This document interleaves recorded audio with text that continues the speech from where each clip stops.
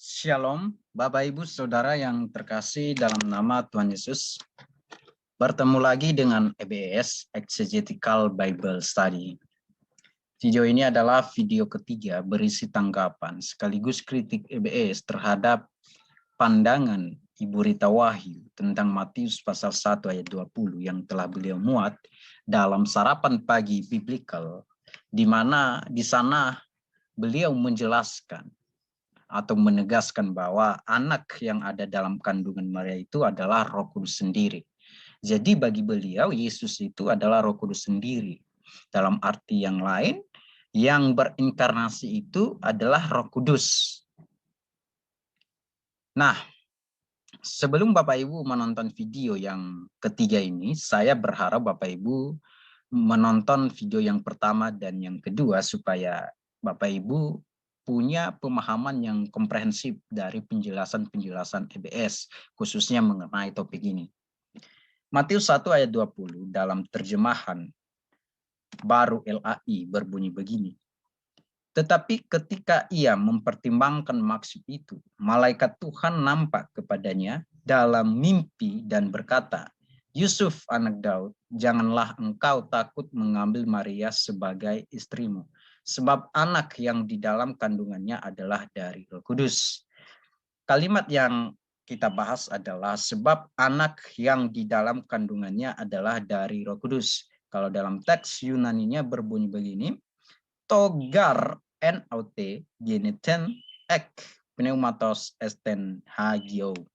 Nah, dalam video yang ketiga ini saya akan menunjukkan perbandingan sekaligus perbedaan terjemahan King James Version dengan terjemahan Rita Wahyu. Mengapa hal ini penting saya tunjukkan? Karena saya melihat bahwa Rita dan juga pengikutnya mencoba menggunakan King James Version ini sebagai dukungan terjemahannya atau tafsirannya. Bagi mereka tidak salah ketika Ibu Rita menerjemahkan preposisi X sebagai of, karena KJV pun juga menerjemahkannya sebagai of.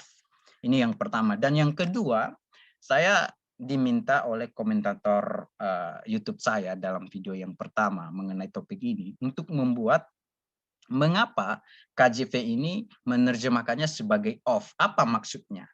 Nah, sebelum saya menunjukkan perbandingan atau perbedaan terjemahan King James Version dengan terjemahan Ibu Rita, terlebih dahulu saya menunjukkan bahwa sesungguhnya Rita Wahyu itu menyangkal interlinearnya yang telah dia buat sendiri. Bapak Ibu kalau perhatikan dalam sarapan pagi biblical, khususnya tulisannya mengenai Matius 1 ayat 20, Ibu Rita di sana membuat interlinear sendiri, khususnya frasa geneten ek pneumatos estin hagio.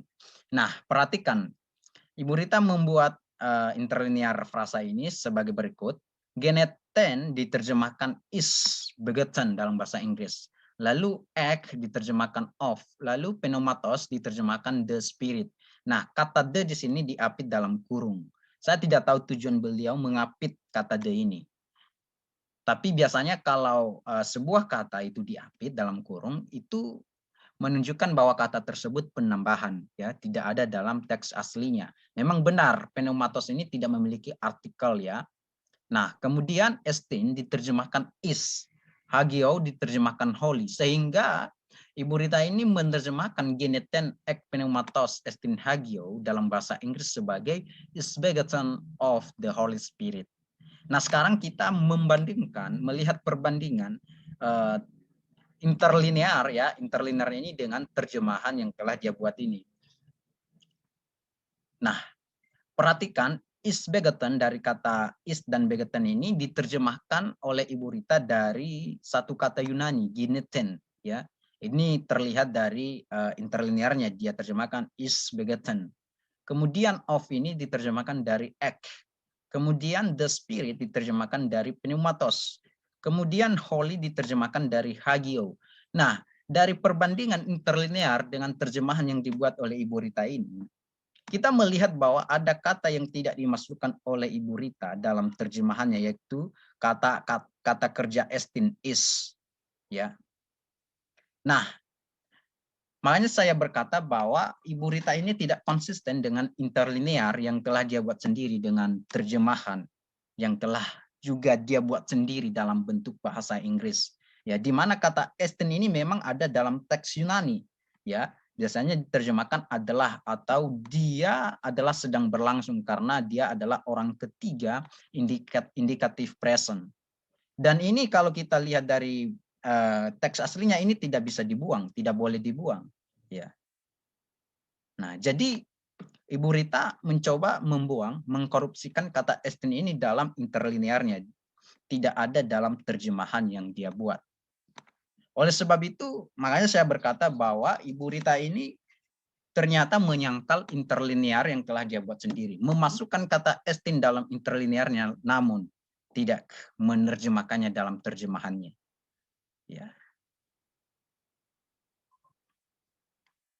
Apalagi dia tidak mengkorupsikan teks asli, sedangkan interlinear yang telah dia buat sendiri saja, dia mengkorupsikan satu kata, yaitu kata estin.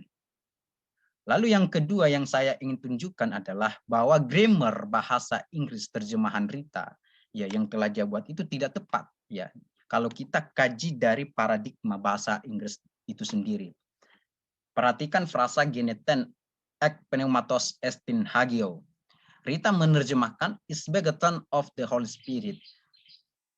Kalau kita mengkaji terjemahan is begotten of the Holy Spirit ini dari paradigma bahasa Inggris, frasa ini bisa berarti ya anak yang ada dalam kandungan dari Roh Kudus. Karena kata of ini maknanya luas, bisa berarti dari. Kemudian juga bisa berarti anak yang ada dalam kandungan oleh Roh Kudus, bisa juga berarti oleh kata of ini. Kemudian juga bisa anak yang ada dalam kandungan sebagian Roh Kudus, karena of di sini juga bisa berarti sebagian. Nah, perhatikan apa maksud Ibu Rita menerjemahkan ek ini sebagai of dalam bahasa Yunani. Nah, ternyata Ibu Rita memiliki pemahaman bahwa ketika preposisi ek ini diterjemahkan of dalam bahasa Inggris bukan from, dia memahami bahwa of di sini menyatakan identitas. Ya, menyatakan identitas. Artinya, kalau ek ini diterjemahkan of itu berarti bahwa kata of di sini menegaskan bahwa anak dalam kandungan Maria itu adalah Roh Kudus sendiri. Ya, sekali lagi saya tegaskan, maksud Ibu Rita menerjemahkan preposisi ek sebagai of dalam bahasa Inggris untuk menegaskan, menyatakan identitas anak yang ada dalam kandungan Maria itu. Yakni anak itu adalah Roh Kudus sendiri. Oleh sebab itu kita bisa paham bahwa ketika Ibu Rita menerjemahkan preposisi ek sebagai of dalam bahasa Inggris, tujuannya untuk menyatakan identitas, maka ini sepadan dengan kata adalah dalam bahasa Indonesia.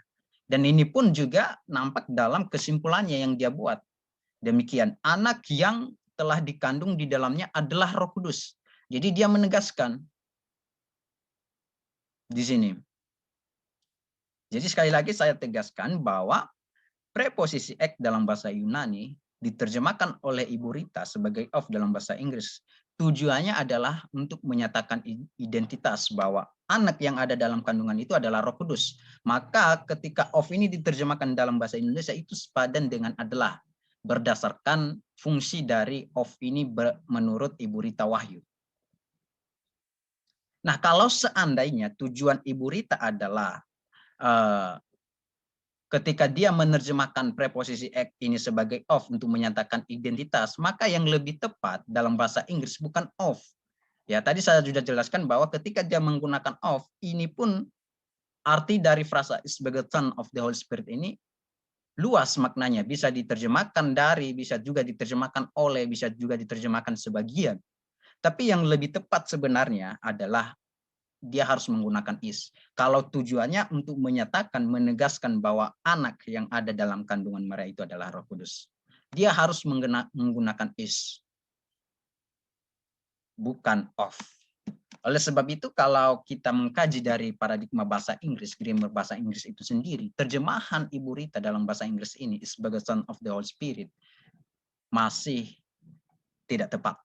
Seharusnya dia menggunakan is. Nah, sekarang Bapak Ibu Saudara yang terkasih, saya ingin menunjukkan perbandingan sekaligus perbedaan terjemahan King James Version dengan terjemahan Ibu Rita. Ya. Nah, di sini saya katakan bahwa terjemahan King James Version itu menyangkal terjemahan Ibu Rita atau tidak sesuai, ya, tidak membenarkan terjemahan Ibu Rita. Perhatikan terjemahan KJV tentang Matius 1 ayat 20, khususnya frasa for that which is conceived in her is of the Holy Ghost. Nah, ada 3 hal yang penting yang kita perhatikan dari terjemahan KJV ini. Yang pertama, KJV menerjemahkan pneumatos sebagai Ghost di sini. Kalau dalam terjemahan lain diterjemahkan Spirit, ya. Kemudian yang kedua, preposisi ek dalam Yunani, KJV memang menerjemahkan sebagai of, ya. Kemudian KJV menerjemahkan kata kerja geneten, ya, sebagai conceive. Ya, kalau terjemahan lain diterjemahkan sebagai begotten sesuai dengan terjemahan Ibu Rita, dia juga menggunakan begotten, ya. Nah, sekarang pertanyaannya begini. Apakah ketika KJV menerjemahkan preposisi ek sebagai of, kemudian hal itu bisa dipahami bahwa KJV bermaksud bahwa penggunaan of tersebut untuk menyatakan identitas anak yang ada dalam kandungan itu sebagai Roh Kudus seperti yang diusulkan oleh Ibu Rita?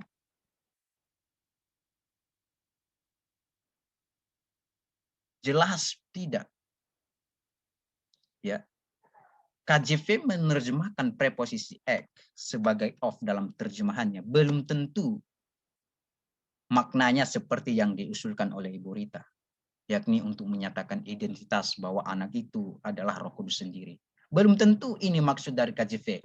Nah, sekarang bagaimana kita mengerti maksud KJV ketika dia menerjemahkan preposisi ek sebagai of dalam Matius 1 ayat 20?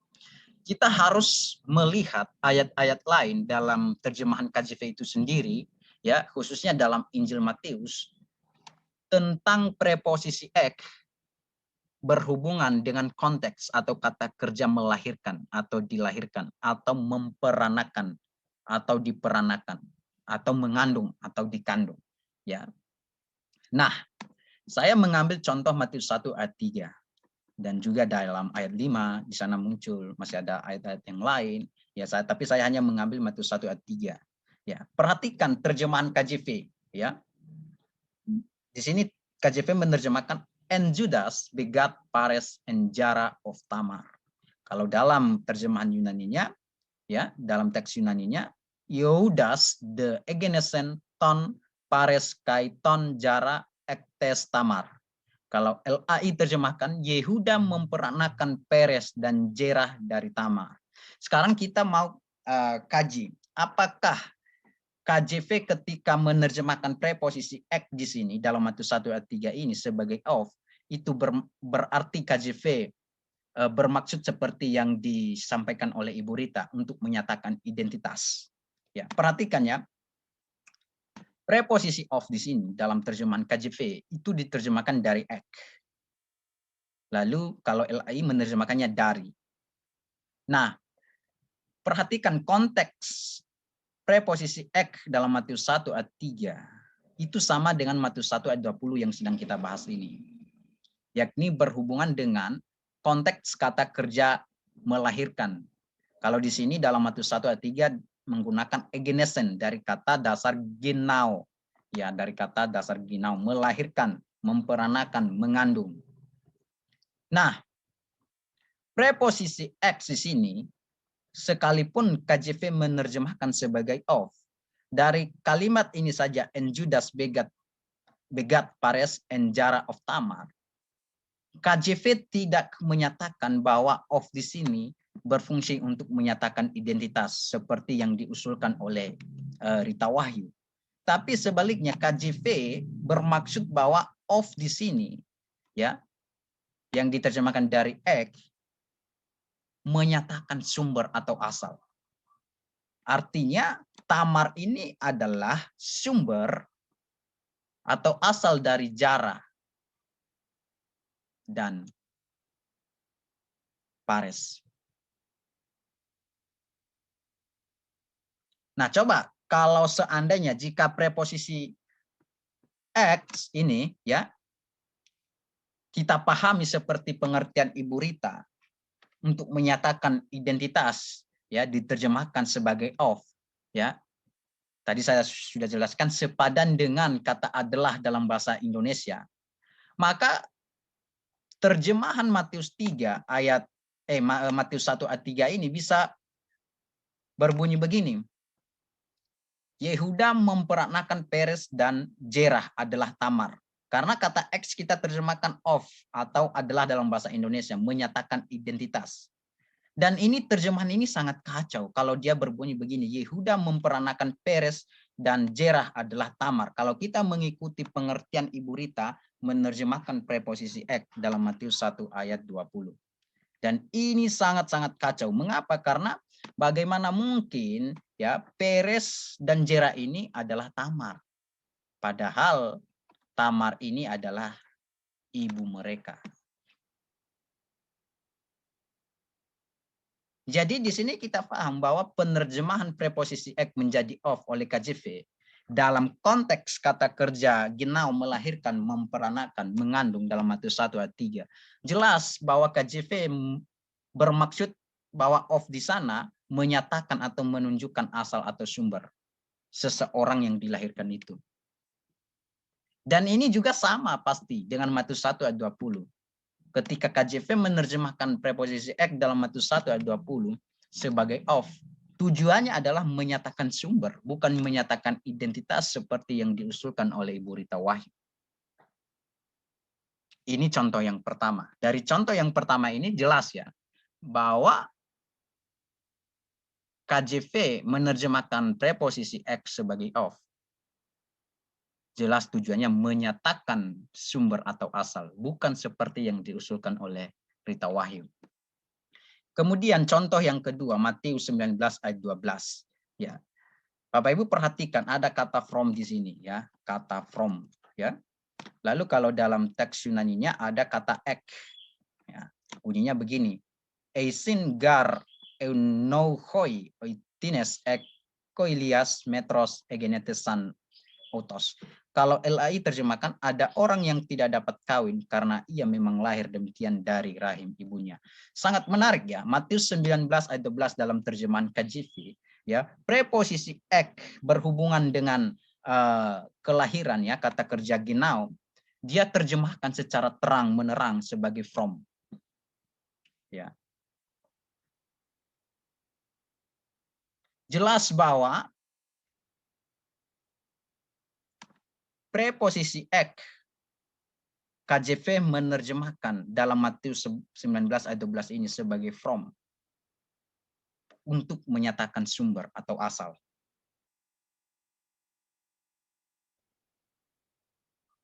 Jadi dari dua ayat ini kita bisa paham Matius 1 ayat 3, lalu Matius 19 ayat 12, preposisi ek berhubungan dengan kata kerja ginau, melahirkan, mengandung, memperanakan. KJV menerjemahkan sebagai of dan from. Tujuannya sama. Of dan from ini sama-sama menyatakan asal atau sumber. Bukan seperti yang diusulkan oleh Ibu Rita Wahyu. Yaitu menyatakan identitas, menyatakan bahwa anak yang ada dalam kandungan itu adalah Roh Kudus. Tidak seperti itu maksud KJV. Nah, kemudian kalau kita ya tinjau dari paradigma bahasa Inggris itu sendiri, ternyata preposisi of ini ya memiliki 6 fungsi, yaitu menyatakan hubungan sebagian dan keseluruhan, kemudian menyatakan milik atau menyatakan asal, berasal dari, lalu digunakan dalam ungkapan pengukuran, misalnya nilai atau tahunnya, kemudian digunakan untuk menunjukkan posisi, kemudian digunakan untuk menunjukkan bahwa sesuatu termasuk dalam kategori, ya, sesuatu itu termasuk dalam kategori. Ini saya kutip dari Oxford Paperback Dictionary Thesaurus and Word Power Guide, ya. Jadi ada 6 dari sisi paradigma bahasa Inggris, ada 6 fungsi preposisi of dalam bahasa Inggris. Nah, maka dari fungsi ini ke 6 fungsi ini ya, fungsi preposisi of ini dalam bahasa Inggris, tidak ada kita temukan di mana preposisi of ini berfungsi untuk menyatakan identitas seperti yang diusulkan oleh Ibu Rita Wahid, ya, yang sepadan dengan kata adalah dalam bahasa Indonesia. Dari sini kita paham bahwa ketika KJV menerjemahkan preposisi ek dalam Yunani sebagai of dalam bahasa Inggris, KJV melihatnya dalam konteks berasal dari ini, dalam fungsi yang kedua ini. Jadi KJV tidak salah ketika menerjemahkan preposisi ek sebagai of, tapi dalam konteks berasal dari, sumber atau asal. Ya. Jadi baik pembuktian penggunaan preposisi ek berhubungan dengan konteks kata kerja ginau, melahirkan atau memperanakan, mengandung dalam terjemahan KJV itu sendiri, khususnya dalam Injil Matius, KJV menerjemahkan preposisi ek sebagai of dan from. Itu keduanya menyatakan hal yang sama, yaitu menyatakan sumber atau asal. Dan ini juga sesuai dengan paradigma bahasa Inggris itu sendiri, di mana preposisi of itu bisa menyatakan asal atau sumber, berasal dari. Jadi karena KJV adalah terjemahan Inggris, maka bisa kita pahami ketika KJV menerjemahkan preposisi ek menjadi of dalam paradigma bahasa Inggris, itu dalam konteks berasal dari, atau dalam konteks asal atau sumber. Jadi sangat salah ya jika Rita dan pengikutnya itu menggunakan KJV sebagai dukungannya. Hanya karena KJV menerjemahkan of saja. Padahal pengertiannya tidak seperti yang diusulkan oleh Ibu Rita. Maksud KJV tidak seperti yang dimaksudkan oleh Ibu Rita. Nah, sekarang saya ingin mau tunjukkan beberapa perbedaan King James Version dengan terjemahan Ibu Rita. Yang pertama adalah KJV menggunakan frasa is of, sedangkan Rita tidak. Perhatikan terjemahan KJV dalam frasa for that which is conceived in her is of the Holy Ghost. Jadi KJV menuliskan frasa is of dalam frasa is of the Holy Ghost atau setelah frasa in her, ya. Terjemahan KJV is of ini diterjemahkan dari dua kata. Dari kata estin, is, lalu preposisi ek, of. Nah, sedangkan terjemahan Rita, perhatikan, is begotten of the Holy Ghost, the Holy Spirit. Tidak ada kata is di sini. Dalam terjemahan Rita, seperti yang sudah saya jelaskan tadi dari awal, Rita membuang kata is atau estin dalam teks Yunaninya, kata kerja. Nah, kalau seandainya ya, Rita dan pengikutnya mengklaim menggunakan King James Version sebagai dukungan atau mendukung terjemahannya, itu sangat tidak benar. Kenapa? Karena KJV mengikuti teks asli. Dia menerjemahkan estin sebagai is. Lalu Rita dalam terjemahannya membuang kata estin itu. Dalam terjemahannya, dia tidak menerjemahkan is dalam terjemahannya. Atau dalam kata lain, Rita mengkorupsikan kata estin, kata kerja estin dalam teks Yunani. Sedangkan KJV konsisten dia menerjemahkan estin itu sebagai is dalam terjemahannya. Jadi tidak benar ketika Rita dan pengikutnya menggunakan KJV sebagai dukungan atau menganggap bahwa KJV mendukung terjemahannya. Karena KJV konsisten dengan teks Yunani, sedangkan Rita tidak konsisten dengan teks Yunani. Yang kedua, perbedaannya adalah KJV menggunakan frasa in her, sedangkan Rita tidak. Perhatikan di sini. In her is of the Holy Ghost. Ini terjemahan KJV. KJV memasukkan in her. Kalau arti dalam bahasa Indonesia, di dalamnya. Setelah kata kerja conceive. Kalau dalam Yunaninya togeneten, ya, which is conceived. Anak yang telah dikandung. Setelah anak yang telah dikandung atau which is conceived ini ada kata in her. Nah, kalau terjemahan yang lain, togeneten ini diterjemahkan sebagai begotten, seperti terjemahan Ibu Rita. Ibu Rita menerjemahkannya sebagai begotten, ya. Misalnya dalam terjemahan EMTV, ya, English Majority Text Version. For that which is begotten in her is of the Holy Spirit. Jadi dalam terjemahan MTV yang menggunakan terjemahan begotten, ada frasa in her setelah kata kerja begotten. Sementara Rita dalam terjemahannya is begotten of the Holy Spirit, tidak ada kata in her di sini setelah begotten. Dan seharusnya, ya, terjemahan in her itu, ya, dalam teks Yunani NAUT secara gramatikal, secara struktur kata itu harus dituliskan setelah kata kerja begotten atau setelah kata kerja conceive. Jadi KJV, ya, selalu konsisten dengan teks asli, khususnya Matius 1 ayat 20 ini. Sedangkan Rita tidak. Dia langsung menerjemahkan is begotten of the Holy Spirit. Seharusnya ada kata in her di sini. Kalau kita melihat grammar atau struktur teks asli. Setelah kata kerja begotten ada frasa in her. Untuk menunjukkan bahwa anak yang telah dikandung itu di dalam dia, di dalam kandungan Maria, di dalam Maria. Jadi lagi-lagi KJV sangat berbeda dengan terjemahan Rita Wahyu. Nah, apa yang perlu kita simpulkan dari perbandingan terjemahan King James Version dengan terjemahan Ibu Rita ini? Ya, yang pertama, King James Version menerjemahkan preposisi ek sebagai of dalam konteks kata kerja ginau, ya, melahirkan, memperanakan, mengandung. Dalam Injil Matius,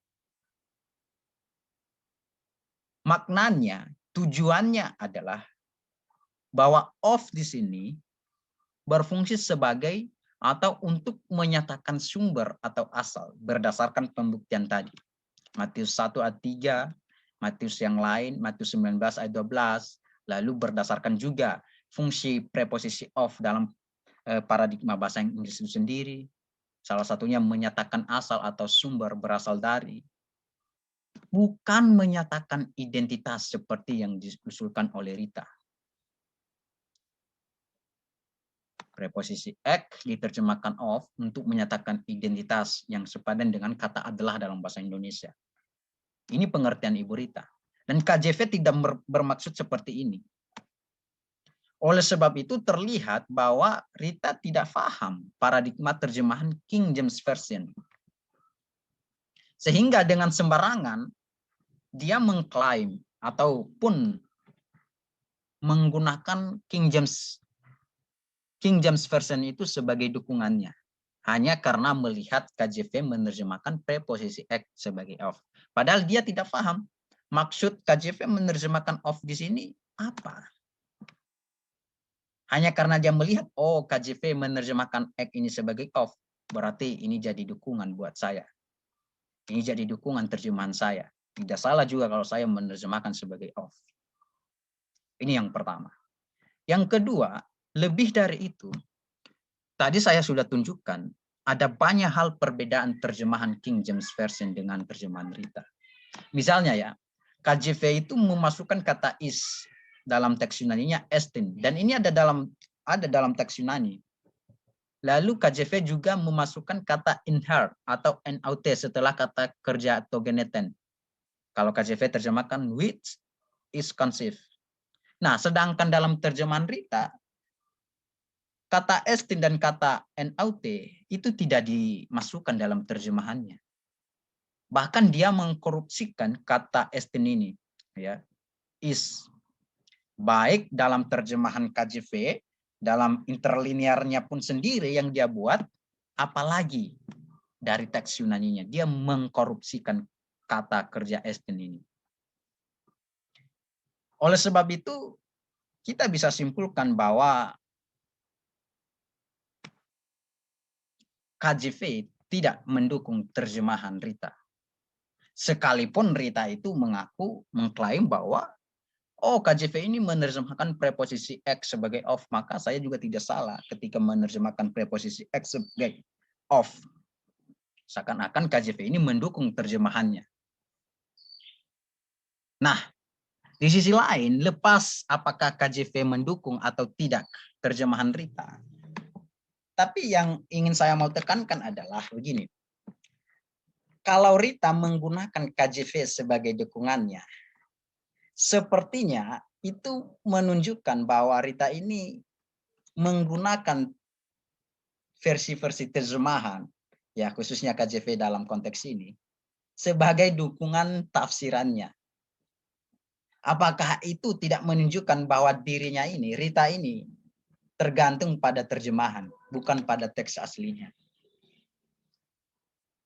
Atau apakah itu juga tidak menunjukkan bahwa Rita ini adalah umat terjemahan? Selain dia tergantung pada terjemahan, dia juga bisa disebut sebagai umat terjemahan. Karena dia menggunakan versi terjemahan untuk mendukung tafsirannya, pendapatnya. Kalau sudah seperti ini, hal ini sangat kontras dengan perkataannya sendiri yang sering dia kobar-kobarkan dalam YouTube-nya. Dia sering menganggap orang jangan menjadi umat terjemahan. Padahal dalam konteks Matius 1 ayat 20 ini terlihat bahwa dia yang sebenarnya umat terjemahan itu. Bahkan tergantung pada terjemahan itu. Menggunakan terjemahan sebagai dukungannya. Kemudian Ibu Rita yang dianggap sebagai ahli bahasa Ibrani, ya saya tidak tahu kemampuan beliau dalam bahasa Yunani. Ini sangat kontras dengan apa yang dia lakukan terhadap Matius 1 ayat 20 ini. Kalau dia bergantung terhadap versi terjemahan KJV, khususnya preposisi X sebagai of, itu berarti dia ini adalah penafsir yang bergantung pada terjemahan, bukan penafsir yang menggunakan metode eksegesis yang murni.